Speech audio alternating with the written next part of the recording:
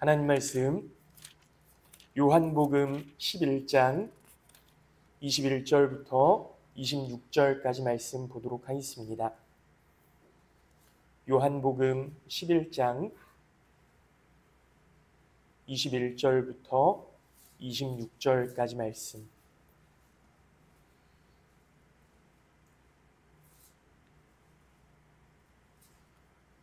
요한복음 11장 21절부터 26절까지 말씀입니다. 신약성경 166조 요한복음 11장 21절부터 26절까지 말씀.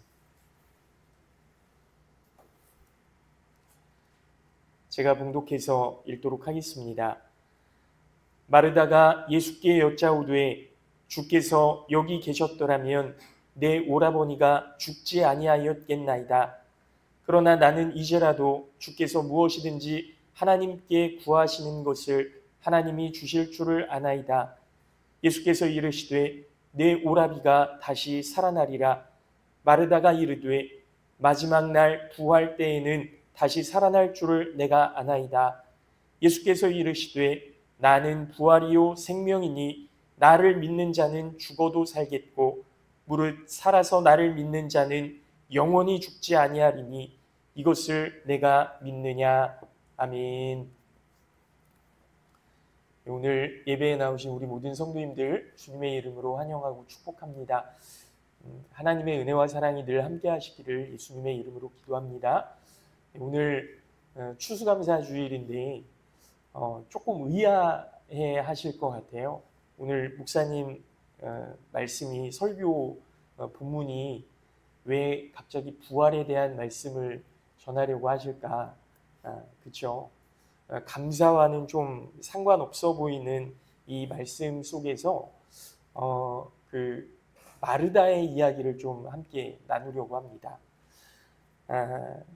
그 12가지 행복의 법칙이라는 책이 있는데요. 12가지 행복의 법칙. 근데 이 책에 보면 인간의 뇌가요. 인간의 뇌에 대해서 나오는데 그 뇌를 반복해서 자극하면 뇌의 신경회로가 그렇게 개조되고 강화될 수 있다라고 그 저자가 이야기를 해요. 그러니까 반복적인 훈련으로 그 생각의 방식이 발전되어 갈 수 있다. 개선되어 갈 수 있다. 이제 이렇게 이야기를 하는 건데요. 무슨 일이든 두뇌를 자주 쓰게 되면 두뇌가 그 일에 굉장히 능통해진다라는 거예요. 수학 문제를 계속 풀다 보면 어느 순간 그 문제의 중간 단계를 뛰어넘어서 이 문제를 보고 그냥 머릿속에서 자동적으로 이제 계산이 되는 거죠. 여러분 예전에 주산학원 다녀보셨나요? 저는 주산학원을 다녀본 적은 없는데요. 주산학원에서 이제 주파나를 이렇게 움직이는 계산을 하잖아요. 근데 이게 나중에는 머릿속에서 주파날이 막 이렇게 튕겨진다는 거예요. 그래서 계산식이 이렇게 딱 나온다는 거죠. 암산이 되는 거죠. 글쓰기를 훈련하다 보면요. 이 표현이 풍부해지는 그런 결과를 맞이하게 되는 겁니다. 그러니까 안 쓰는 단어들을 자꾸 사용하게 되고 그래서 표현이 풍부해지고 거기로 인해서 감정이 풍부해지는 뭐 이런 부분들이 생겨나게 되는 거죠. 그런데 신기하게도 감사에 대한 부분, 감사가 그렇다는 거예요. 감사하면 달라지는 것들이라는 책이 있는데 이 그 책에서도 똑같은 이야기를 합니다. 자주 감사해야 하면 긍정적인 기분이 형성이 되고 그러면서 뇌의 경로가 강화되어서 다시 긍정적인 기분이 생겨난다라는 거예요. 그러니까 우리가 감사하면 기쁨이 넘쳐지게 되는 거죠. 그리고 그 기쁨으로 인해서 내 생각이, 내 태도가 조금 더 긍정적으로 계속 변화되는 이런 이야기에 대해서 말씀을 하고 있는 겁니다. 그래서 감사는 일종의 정신훈련이라는 거예요. 사람이 선천적으로 긍정적인 기질이 있어서 감사할 수 있는 게 아니고요. 저 사람은 그냥 선천적으로 좀 착하게 태어났나 봐. 그냥 좀 긍정적인 마음을 가지고 있나 봐. 이래서 감사를 할 수 있는 게 아니고 훈련이라는 거죠. 계속 뇌를 반복해서 훈련하면 뇌 신경회로가 감사의 방향으로 우리의 생각을 이끌어간다라는 겁니다. 중요한 것은 이 감사 훈련을 통해서 우리 뇌에 잘못된 습관들까지도 고쳐나갈 수 있다는 것인데요. 얼마 전에 그 드라마 아시는지 모르겠지만 정신병동에도 아침이 와요라는 드라마를 보게 되었습니다. 이 정신병동의 간호사가 주인공이에요. 그런데 이 정신병동 간호사가 그 우울증에 걸려요. 우울증에 걸려서 의사의 처방을 받는데 칭찬일기라는 걸 쓰게 되거든요. 오늘 하루 동안에 내가 했던 일들 가운데에서 칭찬할 만한 일들을 계속해서 기록하는 거예요.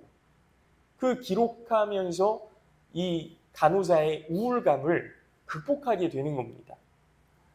나를 칭찬하는 거예요. 저는 감사도 마찬가지라고 생각합니다.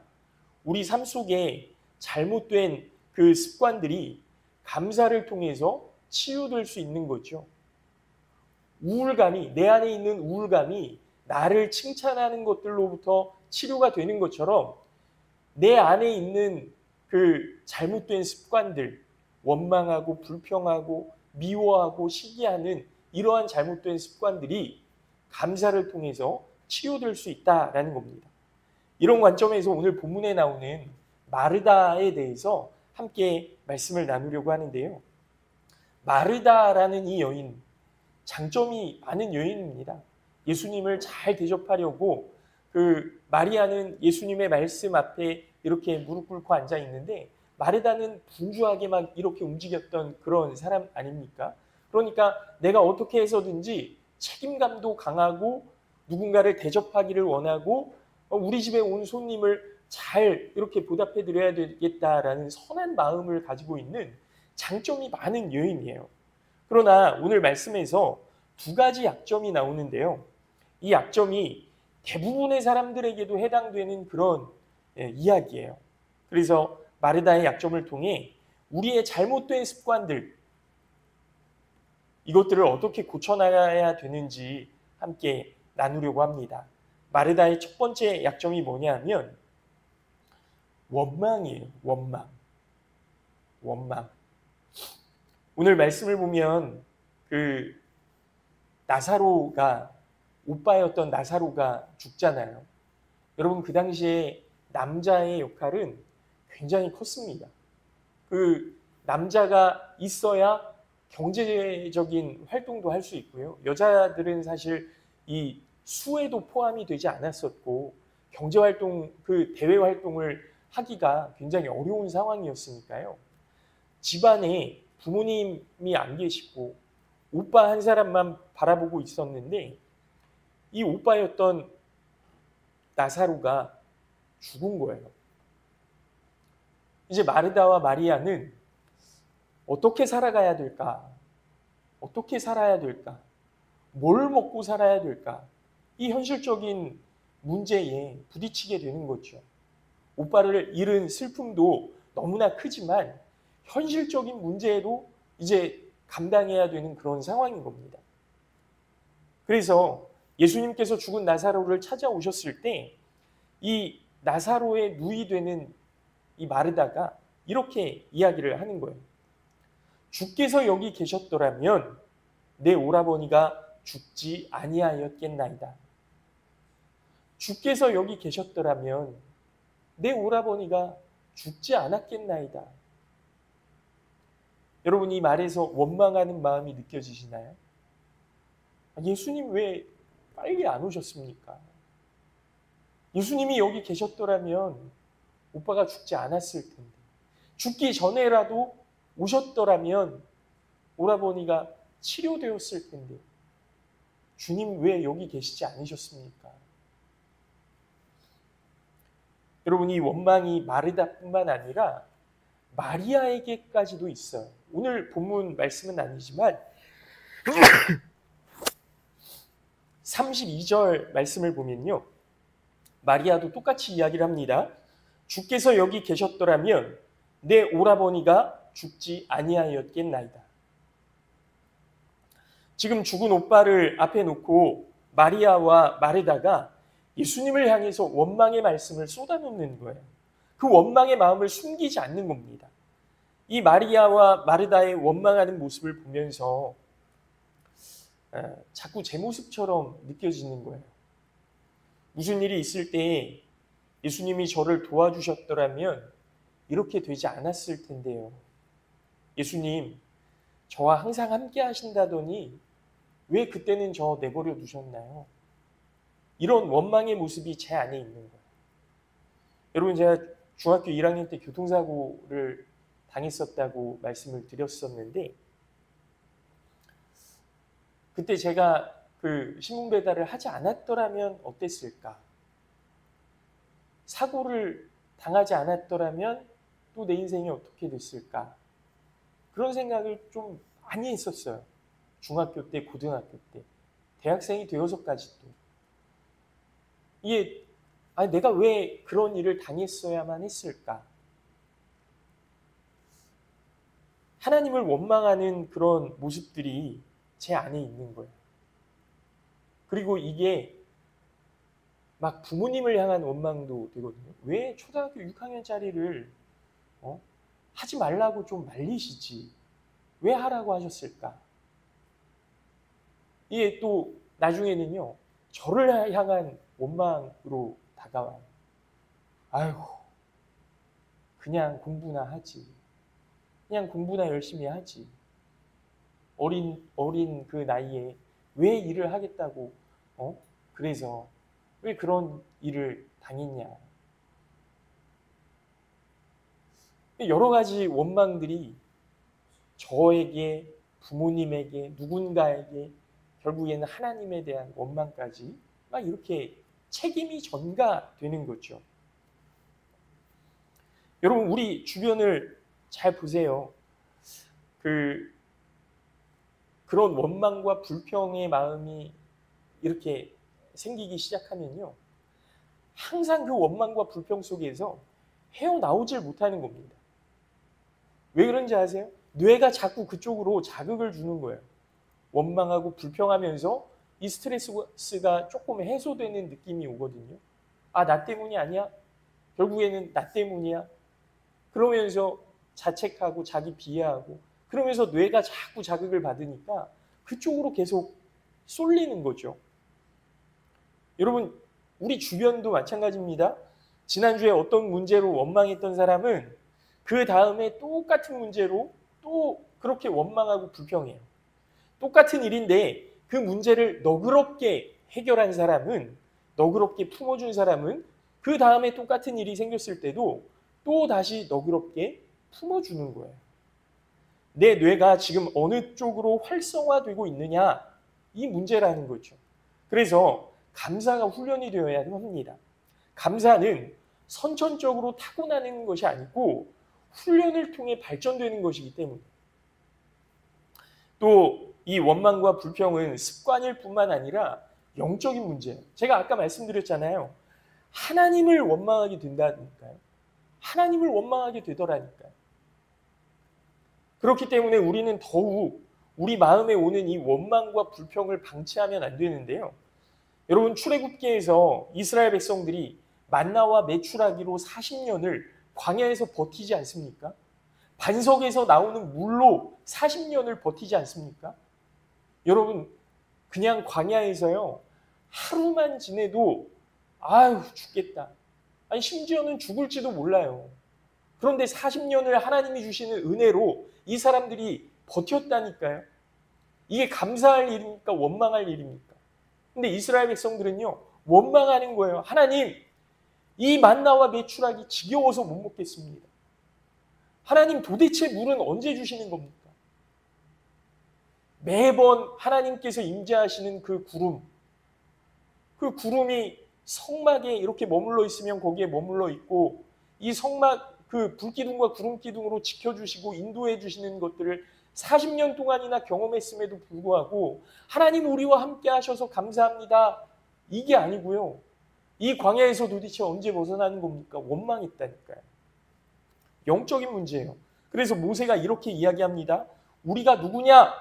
너희의 원망은 우리를 향하여 함이 아니요 여호와를 향하여 함이로다. 여호와를 향하여 함이로다. 이 원망과 불평이 하나님을 향하고 있다는 거예요. 영적인 문제라는 거죠. 원망과 불평을 방치하면 안 되는 또 다른 이유는 이 원망과 불평 때문에 소중한 것들을 잃어버리기 때문입니다. 보세요. 이 원망과 불평은 나에게 있는 것 때문에 생기는 게 아니고요. 나에게 없는 것 때문에 나오는 거예요. 왜 나한테 이거 없나요? 하나님 저거 갖고 싶은데 왜 나한테 안 주시나요? 왜 제가 이렇게 열심히 하는데도 이루어지지 않나요? 내가 가지지 못한 것에 집중하고 더 가지려는 욕심 때문에 원망과 불평이 나오는 겁니다. 이스라엘 백성들 보십시오. 하나님의 놀라우신 기적을 몸소 체험하고 하나님의 임재를 날마다 경험했던 사람들 아닙니까? 그 감격과 기쁨과 감사로 날마다 찬양하는 것도 모자란 순간에 원망과 불평이 그 모든 것들, 그 감사의 조건들을 다 없애버리는 거예요. 여러분, 우리 안에 원망과 불평은 다른 누군가에게 자꾸 책임을 전가하게 되어 있습니다. 저 사람 때문이라고 원망하면 미움이 생겨요. 이 상황 때문이라고 불평하면 회의가 옵니다. 도저히 벗어날 수 없는 상황이니까. 아유, 내가 열심히 하면 뭐해. 때로는 나 때문이라고 자책하면 자기 비하로, 자존감의 문제로 그렇게 나를 향해서 화살이 돌아오게 돼요. 이 모든 것들이 영적인 문제로 나를 병들게 하고 지금 여기에 있는 소중한 것들을 누리지 못하도록 만드는 겁니다. 이 부정적 감정의 고리를 끊어내는 방법, 이게 무엇일까?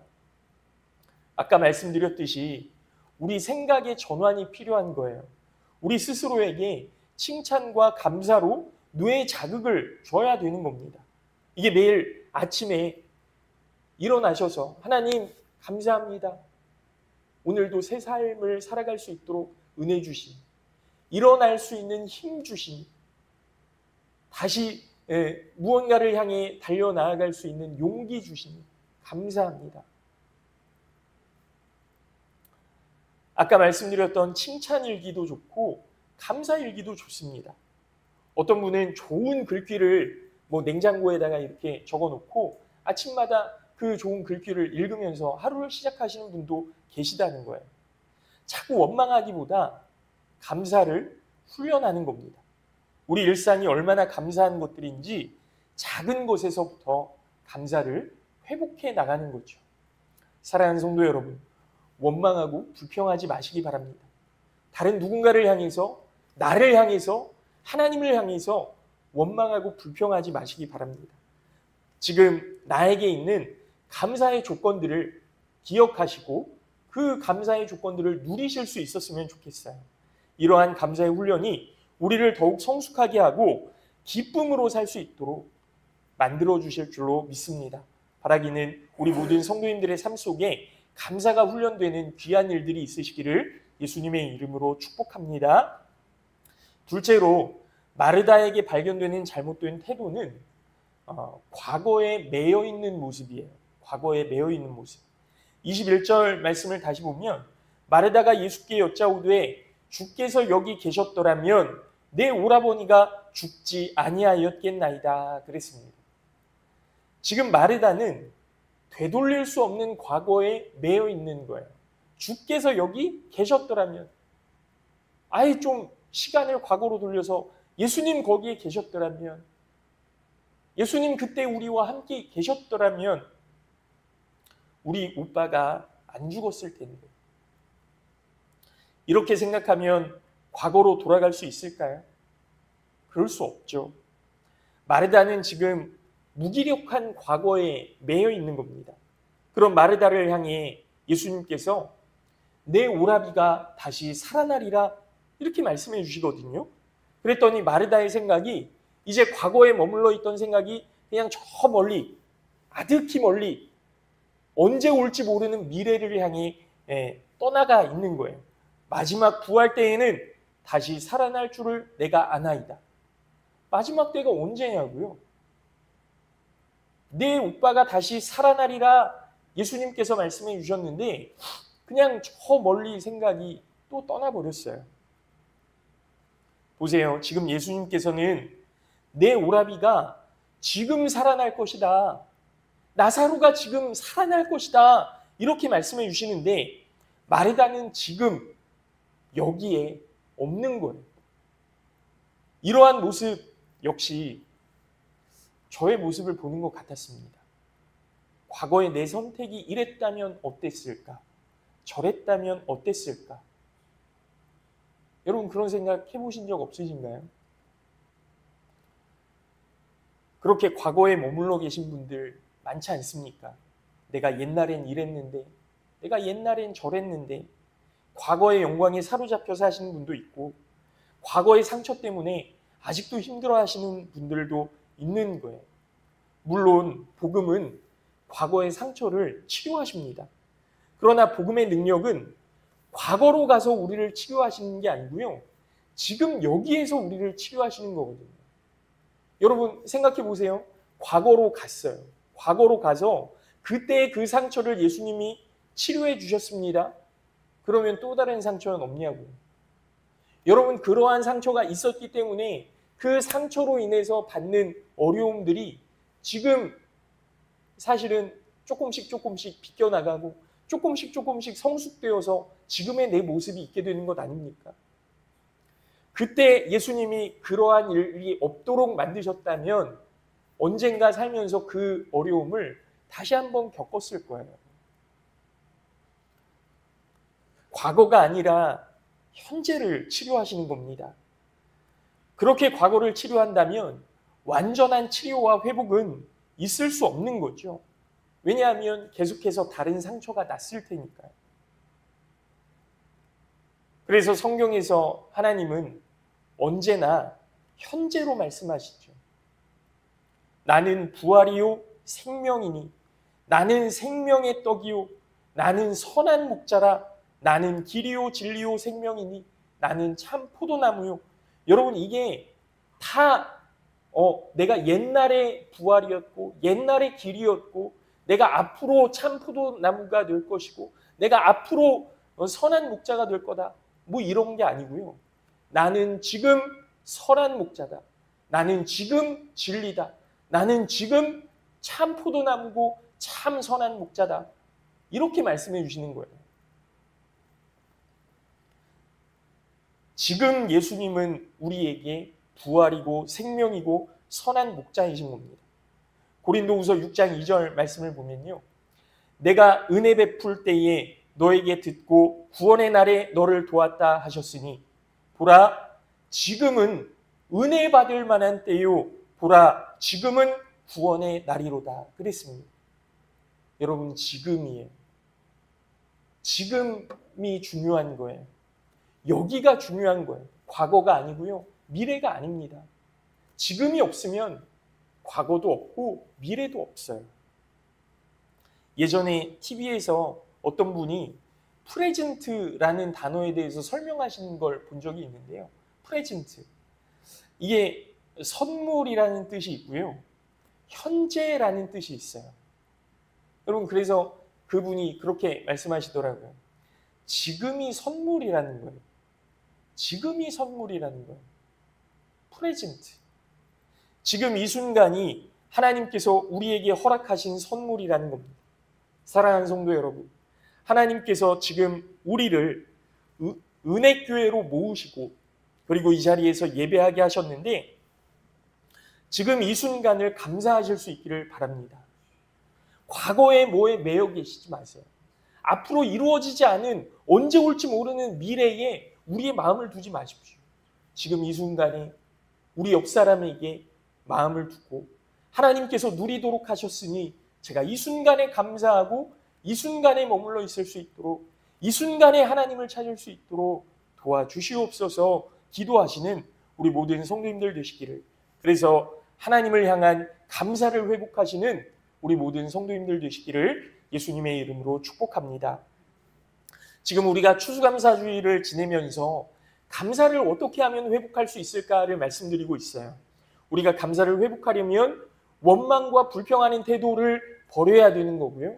그리고 과거에 머물러 있고 아직 오지 않은 미래에 그 마음을 두기보다 지금 여기에 내가 누리고 있는 것들에 마음을 두어야 한다는 말씀을 했는데요.